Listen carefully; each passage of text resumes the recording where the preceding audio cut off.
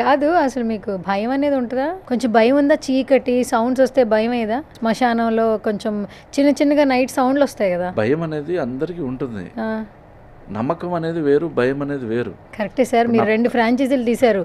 భయం అనేది ఎక్కడో ఒక చోటన తీస్తున్నప్పుడు నా వస్తుందా పక్కన లేదు? వెనకాల నుంచి ఎవరో వచ్చి బహు అంటే భయపడతా, ఆ, కానీ ఎదురుగా వచ్చి నేను దయ్యాన్ని అంటే భయపడను. ఏంటి దయ్యం అంటే భయపడరా? వెనకాల నుంచి వస్తే అంటే అది లేదు కాబట్టి అంటే నేను నమ్మను మీరు కాబట్టి. నమ్మకం, మీరు నమ్మరు నేను కాబట్టి. నమ్మాను అనుకోండి, అసలు పొలిమేర సినిమా తీను. ఓకే. చేతబడి అనే పేరు పలకడానికి భయపడతా. హ్మ్, ఇప్పుడు నా ప్రొడ్యూసర్స్ ఉన్నారు. నేను పొలిమేర 2 సినిమా చూస్తే హ్మ్. స్టార్టింగ్లో 5గురికి నేను కండోలెన్సెస్ వేశాను.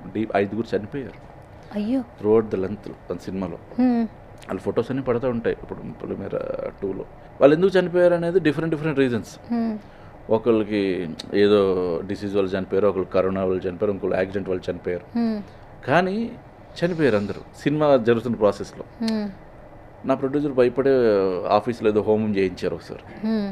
ఏంటి సినిమాలు తీయడం వల్ల? దీనివల్ల చనిపోతున్నారేమో సంథింగ్ ఏమో తెలియట్లా. హ్మ్, నా అసిస్టెంట్ డైరెక్టర్ చనిపోయాడు అంటే ఈ ప్రాసెస్లో. నేను ఒకటే అంటాను, ఒకవేళ పొలిమేర సినిమా వల్లే, చేతబడి వల్లే ఇవన్నీ జరుగుతున్నాయంటే చంపాల్సింది నన్ను కదా ఫస్ట్.